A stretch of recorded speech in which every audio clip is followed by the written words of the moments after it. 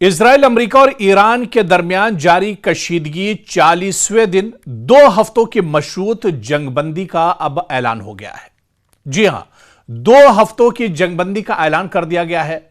जंग दरअसल पूरे शबाब पर थी और हर गुजरते दिन के साथ यह जंग और शदीद होती जा रही थी और कहीं ना कहीं बिलाशुबा इसे एक अहम पेशरफ्त माना जा रहा है और इसे ईरान की हिकमत अमली की बड़ी कामयाबी के तौर पर भी देखा जा रहा है। आपको बताते चले कि ईरान ने इस पूरे तनाज़े में जिस सब्र, तसलसल और स्ट्रेटेजिक तवाजुन का मुजाहरा किया, इसका नतीजा इस जंगबंदी की सूरत में सामने आया है। ईरान ने न सिर्फ मैदान जंग में अपनी सलाहियत दिखाई बल्कि सिफारती सतह पर भी दबाव बरकरार रखा। ईरानी मौकफ वाज़े रहा कि वक्ती जंगबंदी दरअसल मुखालिफ फरीक को दोबारा मुनज़्ज़म होने का मौका देती है। खासतौर पर यूनाइटेड स्टेट्स और इजराइल को।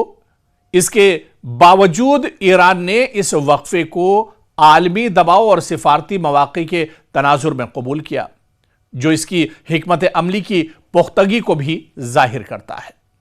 इससे पहले आप देखिए कि अमेरिकी सदर डोनाल्ड ट्रंप ने न सिर्फ ईरान को लेकर सख्त बयान दिया था बल्कि धमकी भरे अंदाज में कहा था और ट्रंप का वो सख्त बयान कि आज रात एक पूरी तहजीब मिट जाएगी जिसे दोबारा जिंदा नहीं किया जा सकेगा। यही अल्फाज थे अमेरिकी सदर डोनाल्ड ट्रंप के और उन्होंने कहा था कि ईरान को हम नेस्तो नाबूद कर देंगे, एक रात में ईरान को हम सफ़े हस्ती से मिटा देंगे, ईरान को खत्म कर देंगे। लेकिन डोनाल्ड ट्रंप को शायद यह नहीं पता था कि ये फैसले कहीं और से होते हैं।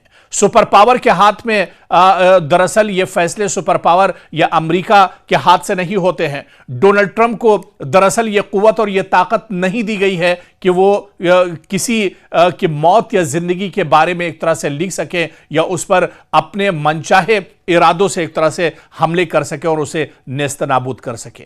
और ऐसे में आप देखिए कि यह बयान इस बात की अक्कासी करता है कि जंगबंदी के बावजूद कशीदगी अपनी जगह बरकरार है और सब्र व तहम्मुल जो सूरत हाल है वो मुकम्मल तौर पर एक तरह से भले ही काबू में ना आई हो लेकिन फिर भी जंगबंदी हुई है और इस जंगबंदी से सबको राहत मिली है। हालांकि ईरान जो जंग नहीं चाह रहा था, ईरान ने इस जंग की शुरुआत भी नहीं की थी और ईरान भी लगातार यह कह रहा था कि जंगबंदी अब जब ही होगी या जंग का खात्मा जब ही होगा जब ईरान चाहेगा। दरअसल इस जंग को लेकर बहुत ज्यादा दबाव अमेरिका और इजराइल पर था। इस जंग को अगर 40 दिनों की इस जंग को देखा जाए तो ईरान का बहुत बड़े पैमाने पर जानी और माली नुकसान हुआ है।